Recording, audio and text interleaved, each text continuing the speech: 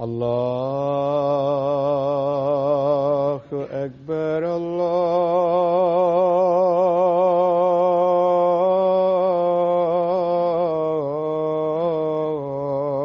الله أكبر الله أكبر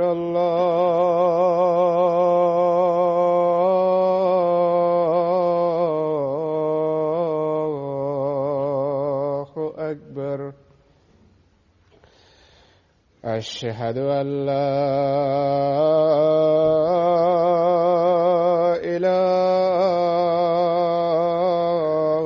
إله إلا الله أشهد أن لا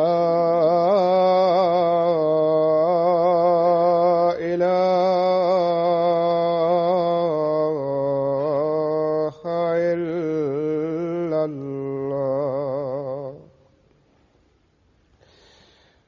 أشهد أن محمدًا رسول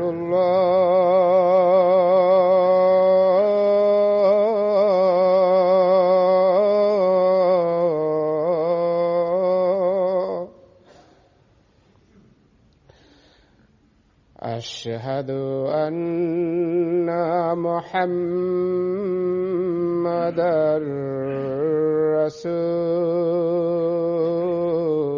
رسول الله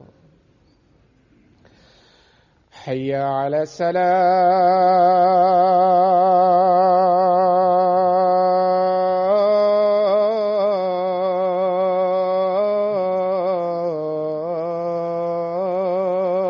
الصلاة حي على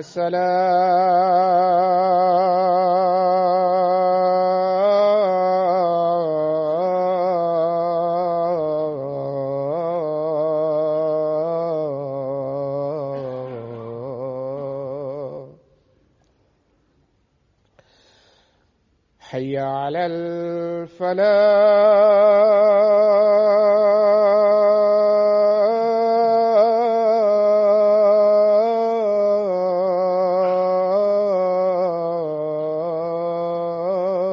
الفلاح حي على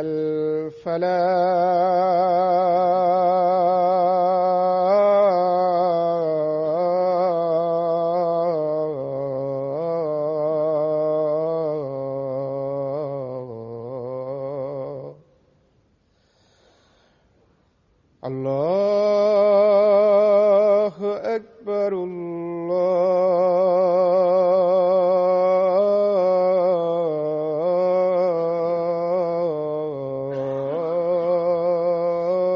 الله أكبر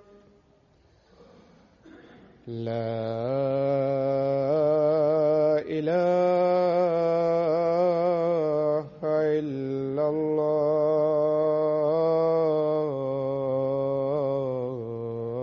الله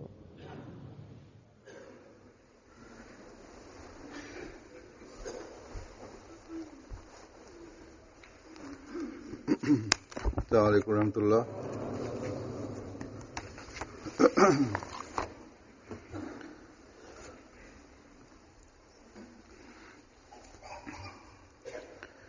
أشهد أن لا إله إلا الله وحده لا شريك له وأشهد أن محمدًا عبده ورسوله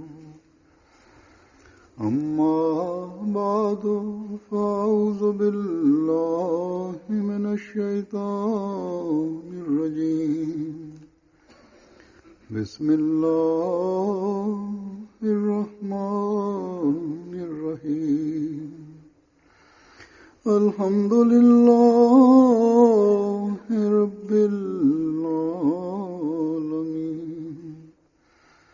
الرحمن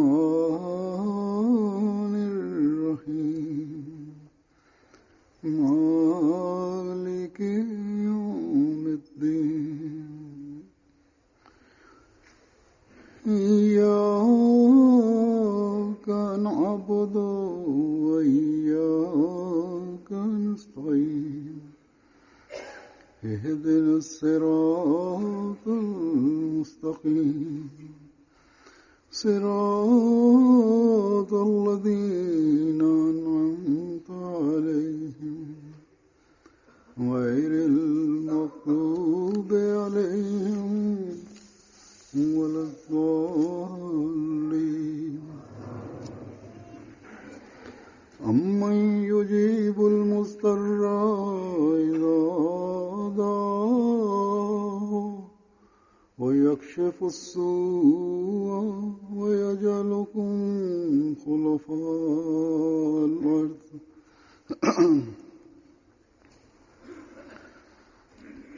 أإله مع الله قليلا ما تذكرون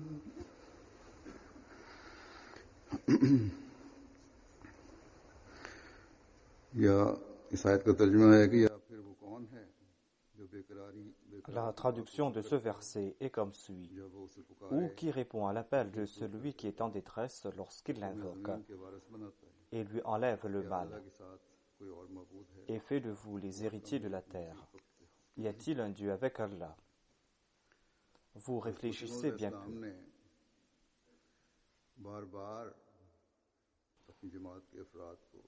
À maintes reprises, le Messie premier l'Islam a encouragé les membres de sa Jamaat de se consacrer beaucoup à la prière.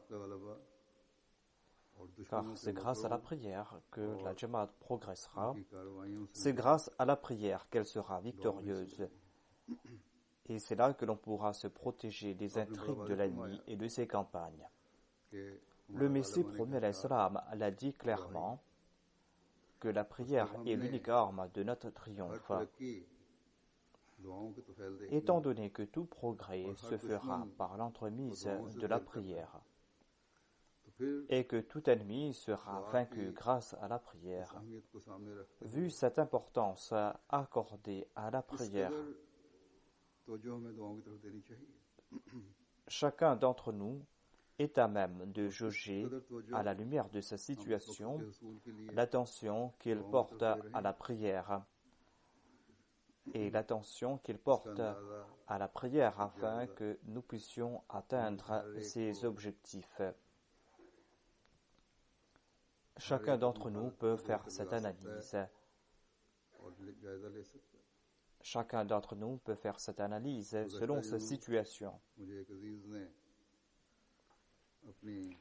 Quelques jours de cela, un de mes proches m'a raconté un rêve dans lequel il m'a vu, et je lui disais dans ce rêve que le Ramadan est passé très vite et je voulais encourager les membres de la Jamaat à prier davantage.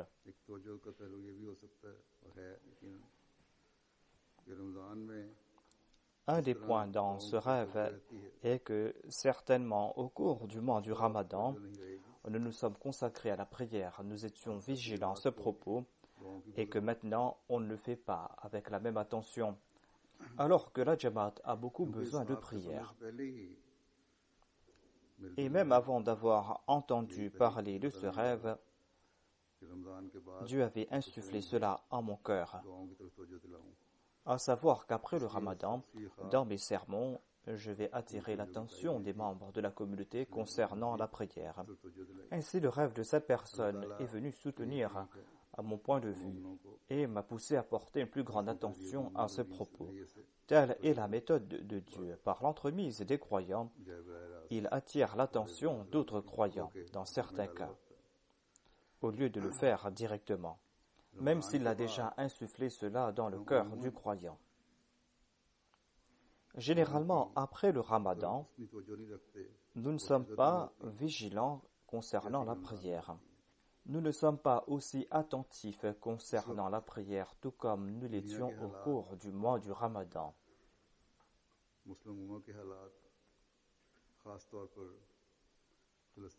Aujourd'hui, la situation du monde, la situation de la Ummah islamique en particulier ces cruautés que font subir les Israéliens aux Palestiniens. Jusqu'à hier, il y avait un couvre-feu, mais aujourd'hui, j'ai entendu dire qu'il n'y a plus de couvre-feu et l'accusation est toujours la même. Allah sait le mieux, à savoir que ce sont les Palestiniens qui ont lancé les premières attaques en envoyant leurs roquettes. Qu'Allah fasse que ces guerres s'arrêtent pour toujours, que ces atrocités s'arrêtent pour toujours. Et nous constatons aussi que les musulmans sont en train de s'entretuer. Ils sont en train de s'entretuer, ils sont en train de perpétrer des atrocités les uns contre les autres, et cela atteint son comble. Et le comble de ces atrocités est que ils sont en train de persécuter les Ahmadis au nom de Dieu et de son prophète, paix soit lui. Et ils s'obstinent à commettre ces atrocités. Ils cherchent des prétextes pour commettre ces atrocités contre les Ahmadis et ils font des déclarations à ce propos. Ils désirent que cet état perdure. En toute occasion, en chaque situation, ils essayent de tourmenter les Ahmadis. Ils essayent de les persécuter. C'est maintenant la vocation de nombre de personnes là-bas au Pakistan, parce qu'ils ont été sous l'influence des mollahs. Persécuter les Ahmadis est la vocation de nombre de ces non-Ahmadis au Pakistan. Et ils sont en train d'emplir la tête de la nouvelle génération de ces poisons. Ils sont en train d'empoisonner leur esprit. Et maintenant, ces enfants disent la même chose. Ces enfants qui ne connaissent rien à propos de la religion, ils ne savent pas pourquoi il y a cette animosité à l'encontre des Ahmadis. Ils disent tout simplement que les Ahmadis sont des kafirs et qu'il faut les tuer. Dans les écoles, les élèves non-Ahmadis font preuve d'une grande insolence à l'égard des enseignants Ahmadis. Ils sont insolents à leur égard parce qu'ils sont des Ahmadis et qu'ils peuvent les traiter comme bon il leur semble. Et ils essayent d'expulser ces enseignants de ces écoles. Ils refusent que ces enseignants leur enseignent. Quelques jours de cela, il y a eu une campagne contre un étudiant dans un village. Les élèves et leurs parents ont manifesté, ont protesté en disant qu'il est un Qadiani et les élèves ont dit que nous ne voulons pas qu'il nous sert d'enseignant. Il se peut que le maître d'école ou toute autre personne douée d'intelligence leur a dit que, à l'époque du saint prophète Mohammed Mustafa sallallahu alayhi wa sallam, il avait libéré certains prisonniers de guerre. Ces prisonniers de guerre qui savaient écrire et lire en leur disant que s'ils enseignent aux musulmans à lire et à écrire, eh bien cela leur servira de rançon et il pourra les libérer. Et il leur a dit alors que ces personnes, ces prisonniers, ils avaient participé dans ces batailles afin de tuer les musulmans. Sur ce, les habitants de ce village ont dit que certes on accepte cela. Le saint prophète Mohammed lui a dit cela aux kafirs, mais nous ne pouvons pas accepter cela parce que les Qadianis, quant à eux, sont pires que ces mécréants. Et nous sommes en train de lui donner la vie sauve à lui, sinon nous aurions dû le tuer. Et cette obstination ne diminue point après tel ou tel incident. En voyant ces atrocités qu'ils ont commis, cela ne veut pas dire qu'ils vont ressentir du remords. Au contraire, leur état est le même.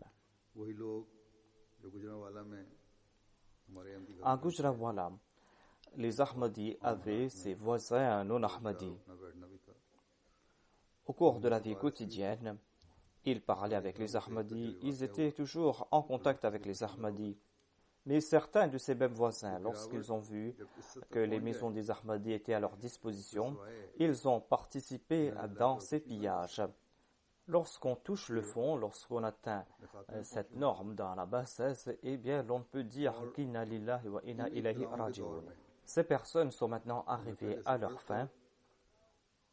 Et au cours de ces périodes d'épreuve plus qu'auparavant, nous devons quant à nous nous prosterner devant Dieu. Ainsi, ne diminuez point vos prières. Les autres musulmans sont en train de répondre aux atrocités en commettant d'autres atrocités. लेकिन हमने C'est ainsi qu'ils sont en train de régler leurs हर comptes. जुल्म को अफवाह में डूबकर खत्म कर Nous, quant à nous, nous allons devoir nous tourner vers Dieu face à ces atrocités. मसीह अलैहिस्सलाम Nous allons devoir nous prosterner devant Dieu, implorer son aide et le supplier. जब बढ़ गया शोर Le Messie premier l'Islam a déclaré dans des vers d'un de ses poèmes que lorsque l'ennemi excède en clameur et se déchaîne, nous trouvons refuge en notre ami caché. Ainsi, c'est en Dieu que nous devons trouver refuge. Nous devons faire naître en nous cet état वो दुआएं करने की afin जरूरत que nous puissions secouer le trône de Dieu. है। एक तरफ Nous allons devoir faire ces prières, des prières qui seront toutes dans la même direction. जो ये बताया Nous ne devons pas faire des prières différentes. दुआएं करवाने से मैं उसको Dans ce rêve, j'étais en train de dire à ce proche que je devais demander aux membres de la Jamaat de prier davantage. जमात दुआ करवाना Ainsi, demander à la communauté dans son ensemble de prier दूर होने के लिए sera un moyen pour que la Jamaat dans son ensemble puisse avoir le succès et que la Jamaat soit à l'abri de ses malheurs. और जल्द खत्म हो Étant donné que chacun d'entre nous désire la même chose, à savoir que cette période d'épreuve cesse, दुआओं के धारे eh bien, जमाती दुआओं और दुश्मन nous devons faire en sorte que nos prières soient toutes en faveur de la communauté et que ces prières, धारे उतर करने की on les fasse pour que nous soyons à l'abri de la méchanceté de l'ennemi. Il est important de pousser les prières dans cette direction afin que nous soyons à l'abri des méchancetés de l'ennemi. जितनी भी दुआएं करें Et il nous incombe de faire toutes les prières possibles pour que nous soyons à l'abri de leur méchanceté. मौके पर Toutes ces prières sont très importantes aujourd'hui. ख्वाब भी याद आ रही थी जिसका मैं पहले भी जिक्र कर चुका हूं À cette occasion, je me suis souvenu d'un rêve que j'ai fait dans le passé, un rêve que j'ai évoqué une fois auparavant. को मिनहसुल जमात J'avais dit que si nous voulions que la situation change rapidement, eh bien la Jamaat dans son ensemble va devoir faire en sorte que son état soit en accord au décret de Dieu. की La Jamaat doit consacrer ses prières à Dieu. बचाने के लिए C'est ainsi que la Jamaat va sortir de ses épreuves. और अगर Et pour sortir de ces épreuves, la Jamaat va devoir se prosterner davantage devant Dieu.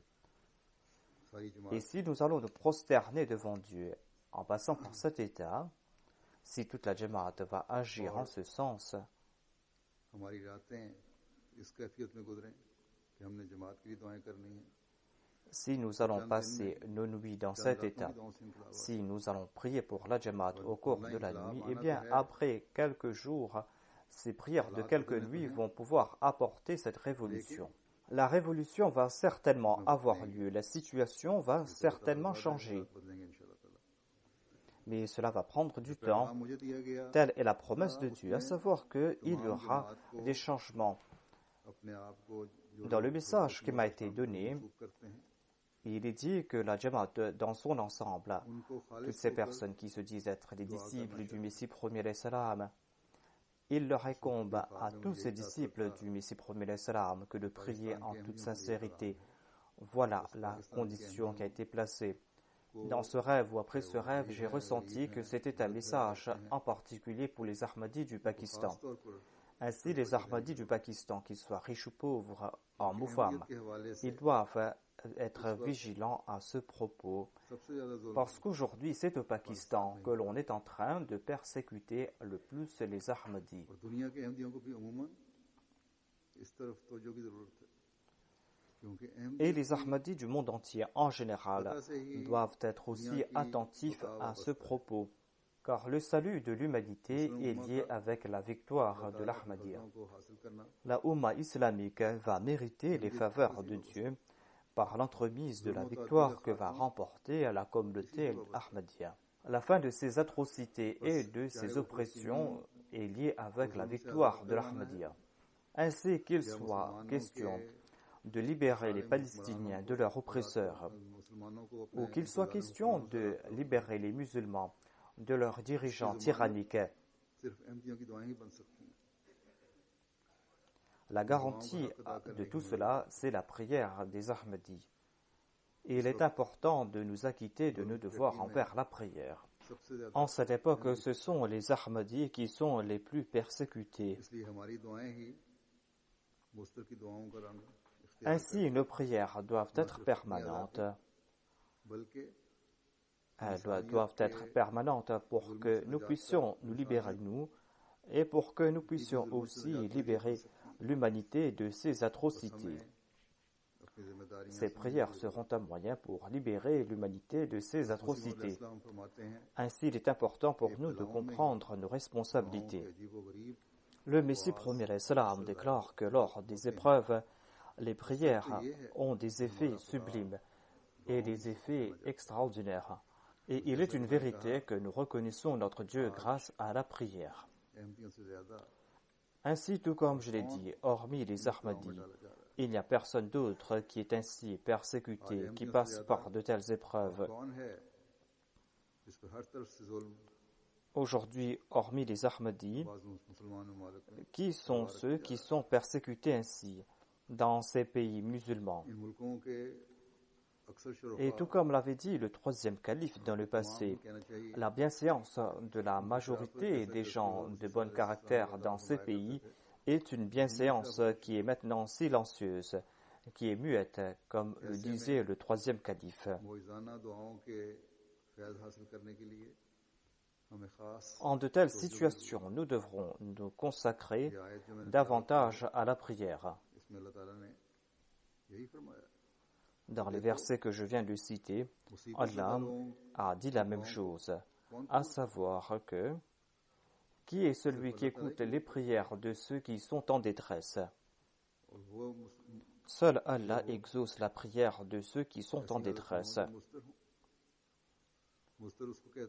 Il exauce la prière lorsqu'il passe par cet état de mustara, c'est-à-dire de ceux qui sont en détresse.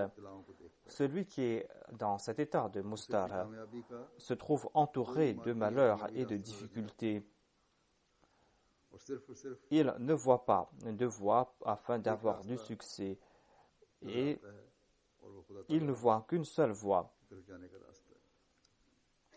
Et c'est la voie qui mène à Dieu. Allah déclare, c'est lui le mustar qui vient dans ma direction alors que toutes les autres voies sont fermées pour lui. Mustar ne signifie pas que lorsqu'il ne voit pas d'autres voies, eh bien il est frappé de folie, qu'il ne sait où aller. Al-Mustar signifie que lorsque toutes les voies sont fermées, lorsque toutes les voies sont bloquées, eh bien, on voit la lumière dans une seule direction et l'on doit partir dans la direction de cette lumière. Si en se voyant entouré de feu et que l'on commence à courir dans toutes les directions comme un affolé, l'on ne sera pas qualifié de mustar. Parce que lorsqu'on va courir à droite et à gauche affolé, eh bien, l'on va tomber dans le feu. Le mustar, quant à lui, est celui qui, lorsqu'il se voit entouré par le feu, entrevoit aussi une seule voie qui le mène vers la paix, qui le mène dans la direction de la lumière, et il part dans cette direction. Voilà la personne qui est qualifiée de mustar, et Allah déclare que je vais protéger pareille personne du feu. Je serai le protecteur de cette personne. Je vais le protéger de la chaleur du feu et je serai pour lui le refuge. Il doit venir dans ma direction, il doit demander ma protection à moi. Et c'est moi qui va lui faire sortir de ses malheurs. Il doit venir dans ma direction avec cette certitude au cœur que Dieu existe, que c'est Dieu qui va nous faire sortir de ses malheurs. Et en raison de cette certitude que vous avez, je vais vous faire sortir de ces épreuves et je vais vous faire sortir de ces épreuves grâce à vos prières. Tout comme l'a dit le Messie premier alayhi salam, il y aura des manifestations extraordinaires en votre faveur. Ainsi, celui qui passe par cet état de détresse celui qui considère Dieu uniquement comme son protecteur, celui qui considère Dieu comme son seul refuge, celui qui considère que seul Dieu pourra le faire sortir de ses malheurs. Voilà le véritable Mustara. Et ces prières auront des effets merveilleux. Pour que nos prières soient exaucées, nous allons devoir engendrer en nous cette certitude qu'en chaque situation de détresse, seul Dieu pourra nous venir en aide et qu'il n'y a pas d'autres voies qui vont nous mener vers la lumière. Il n'y aura pas d'autre lueur d'espoir hormis Dieu. Lorsque l'on va passer par de tels états et lorsque l'on va faire naître en soi une telle détresse, eh bien, Dieu court dans la direction de pareilles personnes. Dieu dissipe ses malheurs, Dieu dissipe ses épreuves. Ces souffrances disparaissent au grand vent. Qu'ils soient des souffrances personnelles ou qu'ils soient des difficultés qui ont trait à la communauté et à la Jamaat. Ensuite, Allah déclare que cela ne va pas s'arrêter là. Il ne va pas se contenter d'enlever le malheur. Il ne va pas s'arrêter là. Lorsque Dieu accorde des faveurs, eh bien, ces faveurs sont illimitées. Et il peut accroître ces faveurs à l'infini. Ici, Dieu déclare qu'il va éloigner les souffrances du croyant. Il a aussi déclaré que Yaj'alukum khulafa al-ard. C'est-à-dire, il va faire de vous les héritiers de la terre. Il y a ces tyrans, ces despotes qu'il va détruire et il va placer à leur place ceux qui étaient persécutés, ceux qui étaient faibles auparavant. Ainsi, Dieu exauce les prières de tout individu qui se trouve en détresse. Dieu éloigne ses souffrances et de même, Dieu éloigne les souffrances et les malheurs qui frappent le peuple dans son ensemble. Voilà ce que nous enseigne le Saint-Coran dans d'autres versets. Il est dit que lorsque les peuples d'antan ont persécuté les prophètes et leurs disciples, lorsqu'ils ont commis des atrocités à leur rencontre, eh bien, Allah a déclaré que nous avons détruit ces persécuteurs et nous avons placé à leur place ceux qui étaient persécutés auparavant. Il y avait ces tyrans, ces despotes dans le passé, mais leur nom a complètement disparu de la surface de la terre. Cette loi est en vigueur aujourd'hui comme dans le passé, comme dans le cas de ces peuples d'antan. Ainsi, Allah met fin aux tyrans, mais lorsque ceux qui sont persécutés passent par cet état de détresse, et lorsqu'ils lancent ces prières Mata Nasrullah, eh bien, la miséricorde de Dieu entre en action et Dieu met fin promptement à ces tyrans. Aujourd'hui, ces gens sont orgueilleux en raison de leur nombre et en raison de leur force.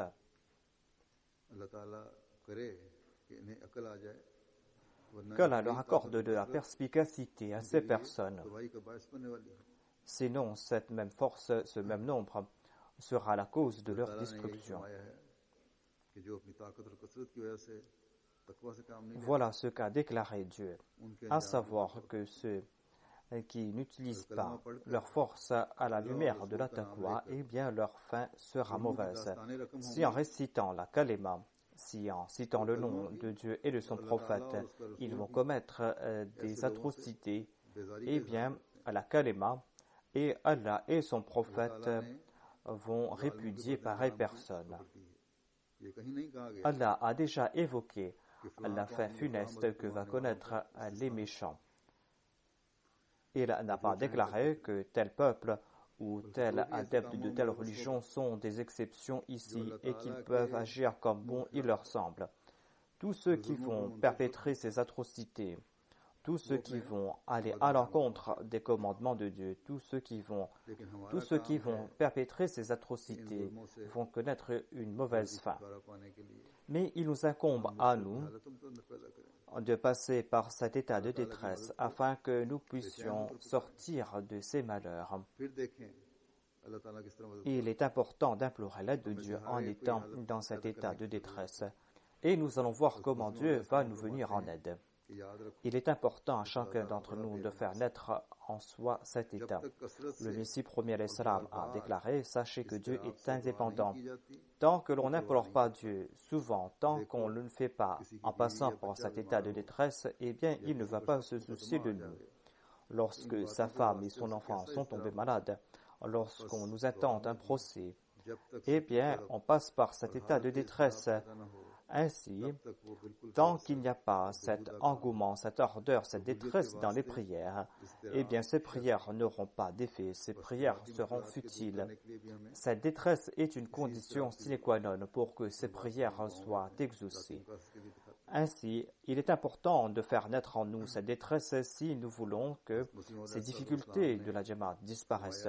Nous devons ressentir la même détresse que nous ressentons lorsque nous sommes frappés d'un malheur personnel. Le Messie premier l'Islam déclare que l'on doit réciter ces prières souvent et que l'on doit accroître le nombre de ces prières. Croire que nous avons prié au cours du Ramadan et que cela suffit, eh bien, sachons que cela ne suffit point. Nous allons devoir prier constamment et l'homme doit toujours prier constamment.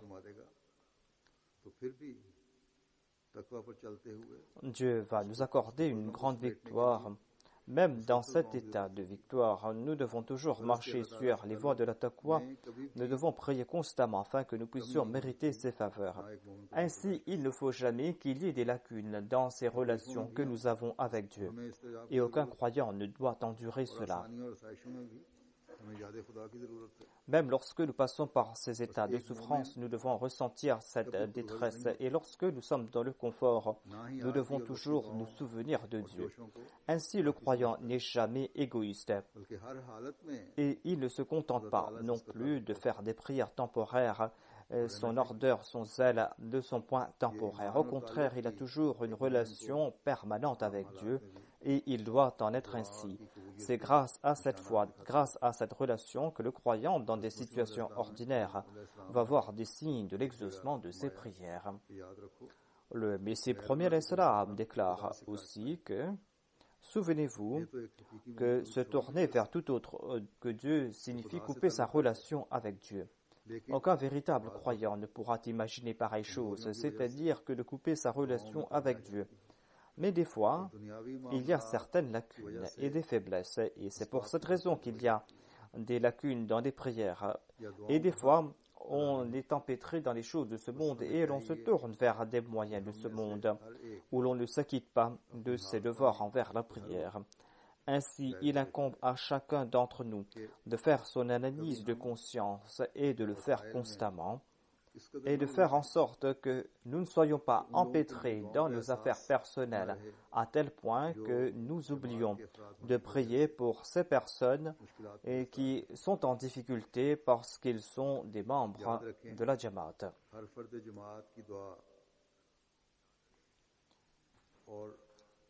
Sachez aussi que les prières de chaque membre de la Jamaat, le fait qu'il implore la miséricorde de Dieu, le pardon de Dieu, le fait qu'il implore Dieu par l'entremise de ses différents attributs, toutes ces prières seront des moyens pour enlever les difficultés auxquelles sont confrontées la Jamaat.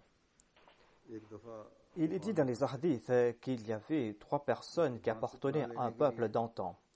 Un jour, ils se sont retrouvés dans une tempête et pour chercher refuge, ils sont entrés dans une grotte. Et en raison de la tempête qui soufflait dehors, il y a un rocher qui a bouché l'ouverture de cette grotte. Et ils ne pouvaient plus sortir, ceux qui étaient à l'intérieur. Ainsi, ceux qui étaient partis se protéger d'un petit malheur se sont retrouvés dans un grand malheur. Dans cette situation, ils ne pouvaient pas, par eux-mêmes, pousser le rocher et l'enlever de cette ouverture. Et ils ne pouvaient pas non plus recevoir de l'aide de l'extérieur. Ainsi, ils étaient emprisonnés. et ils ne pouvaient sortir par leurs propres moyens. Cela était impossible pour tout être humain. Ainsi, ils étaient très angoissés. Ils se sont dit qu'il n'y aura pas de voie pour sortir d'ici. Il nous sera impossible de sortir d'ici. Il se peut que cette grotte se transforme en notre tombe. En se voyant dans cette situation, en voyant qu'il n'y avait pas moyen d'avoir la vie sauve, l'un d'entre eux a pensé qu'il faut prier. Il a déclaré « Nous allons prier tous ensemble ». Et nous allons, dans nos prières, citer l'action que nous avons pu accomplir pour la cause de Dieu. Cette bonne œuvre que nous avons pu accomplir pour la cause de Dieu. Nous devons prendre pour référence cette œuvre et implorer Dieu. Et l'un d'entre eux a dit « Ô mon Seigneur, j'aimais une jeune fille parmi mes parents et je voulais commettre l'adultère avec cette jeune fille. Mais elle n'acceptait pas cela. En fin de compte, j'ai trouvé des moyens. Je lui ai dépensé de l'argent sur elle. En fin de compte, elle était prête à commettre l'adultère. Lorsqu'il était prêt à passer à l'acte, il a dit « Ô serviteur de Dieu, je t'implore au nom de Dieu de ne pas commettre ce péché. » Et c'est là que je me suis écarté d'elle. « Ô mon Seigneur, si j'ai accompli cette œuvre pour ta cause, eh bien enlève ce rocher de la bouche de cette grotte. » Et suite à cette prière, ce rocher a bougé d'un peu, mais la voie n'était pas encore libre pour qu'il puisse sortir de la grotte. Le deuxième a déclaré que « Ô mon Seigneur, tu sais très bien que j'avais un domestique qui travaillait pour moi. Il a travaillé pour quelque temps, mais avant qu'il ne prenne son salaire, il était parti. Et ce que je devais était une somme modique. C'était environ 9 grains, selon le taux de l'époque. J'ai utilisé son salaire pour ensemencer une terre. Et ce champ a eu une bonne récolte. Et grâce à cette récolte, j'ai acheté quelques animaux. Et en fin de compte, j'avais beaucoup de chèvres et de cabris. Et après plusieurs années, ce domestique est venu me voir et m'a demandé son salaire. Je lui dis, prends ce troupeau de chèvres, c'est pour toi. Ce troupeau de chèvres avait rempli toute une vallée.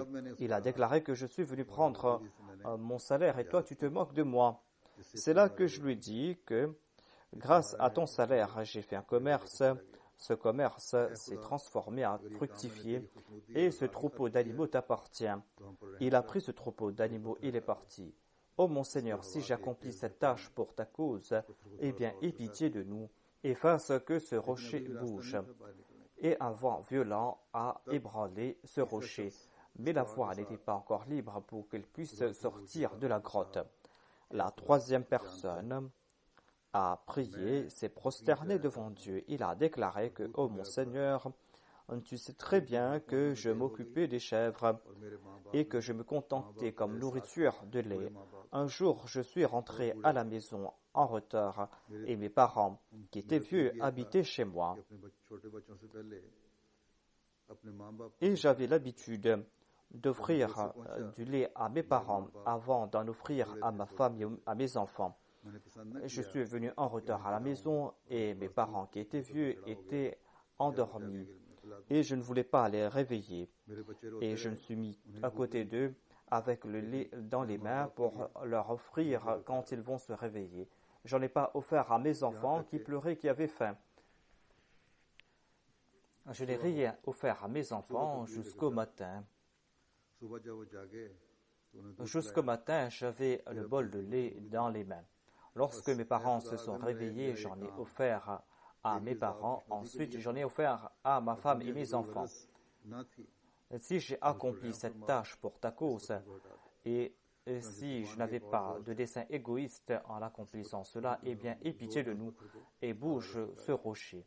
Et il y a eu un vent violent qui a bougé davantage ce rocher et la voie était libre. Et ils sont sortis de cette grotte.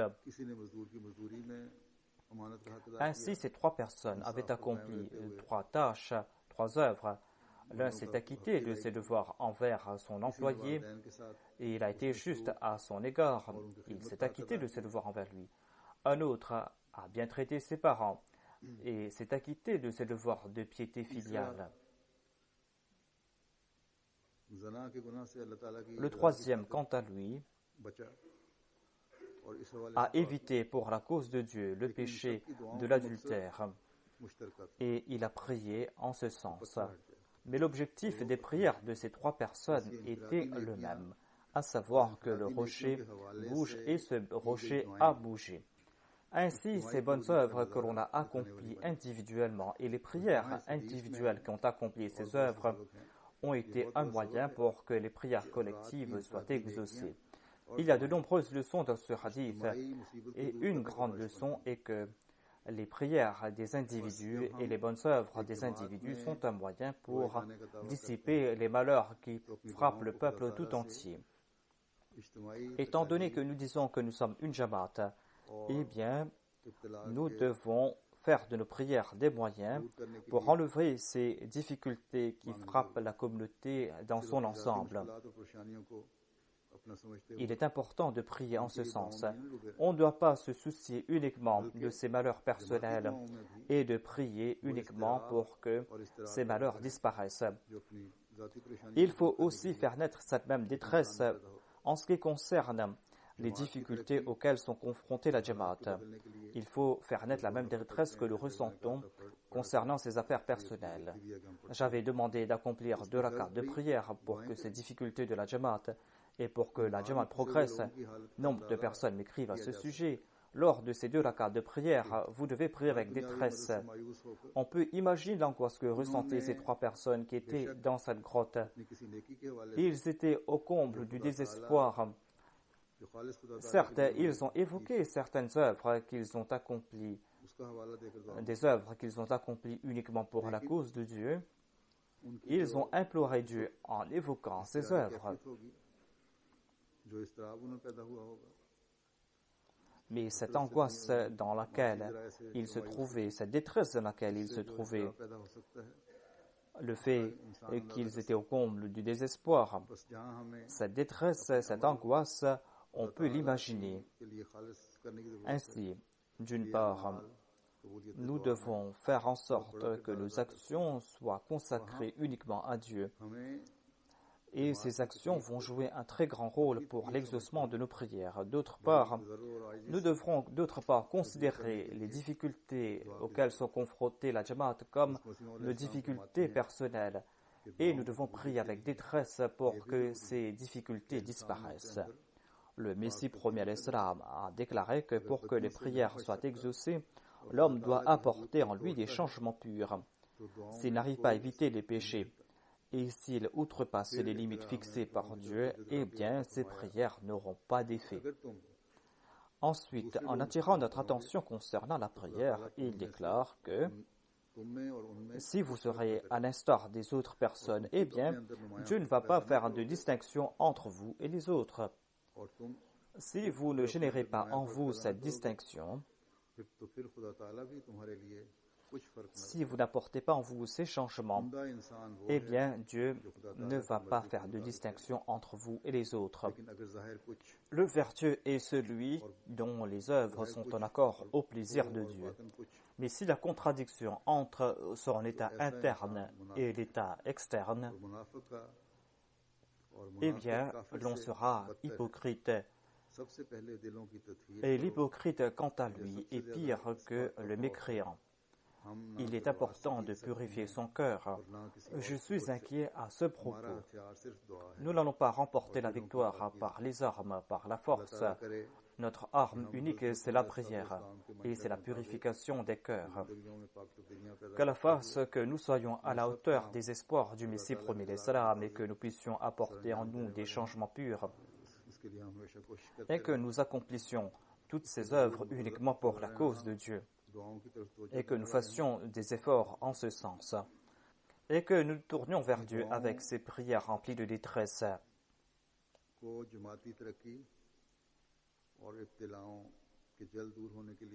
Et que nous prions afin que la Jamaat puisse progresser et afin que la Jamaat puisse se libérer de ses malheurs. Nous devons faire naître la même ardeur dans ces prières en faveur de la Jamaat l'ardeur que nous démontrons lorsque nous sommes nous-mêmes en difficulté. Ces prières en faveur de la Jamaat doivent être remplies de cette même ardeur que nous ressentons lorsque nous sommes personnellement affectés.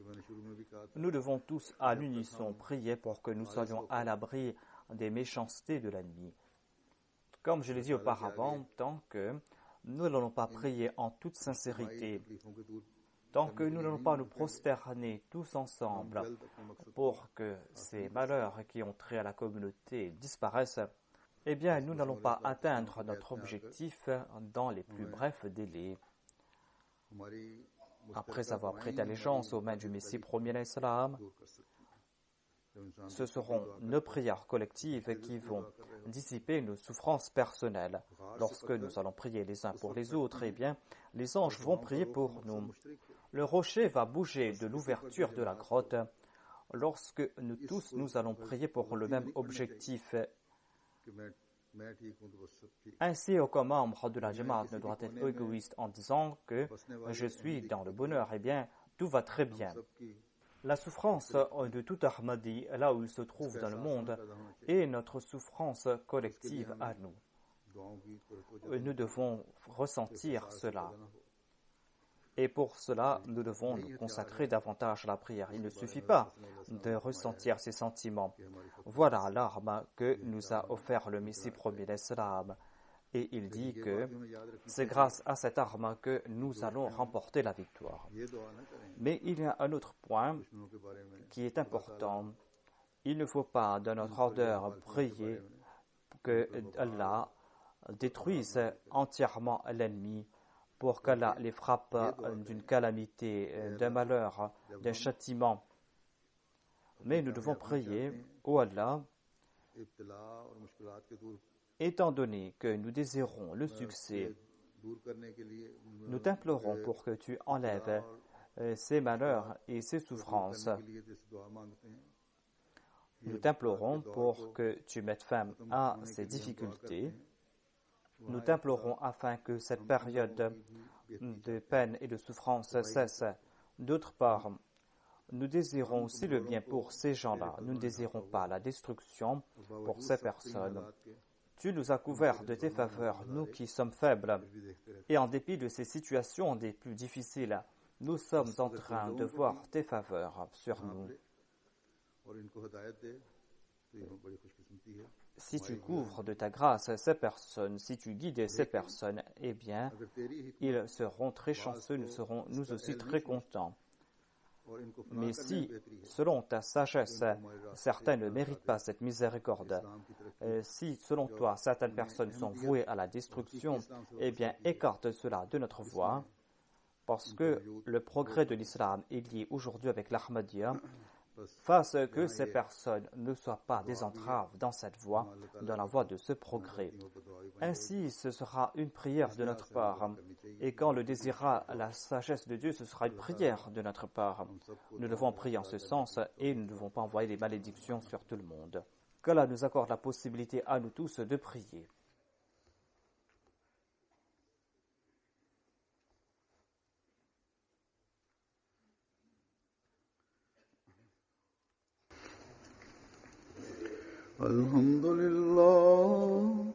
الحمد لله نحمده ونستعينه ونستغفره ونؤمن به ونتوكل عليه ونعوذ بالله من شرور أنفسنا ومن سيئات أعمالنا من يهده الله فلا مضل له ومن يضلل فلا هادي له ونشهد أن لا إله إلا الله ونشهد أن محمدا عبده ورسوله عباد الله رحمكم الله إن الله يأمر بالعدل والإحسان وإيتاء ذي القربى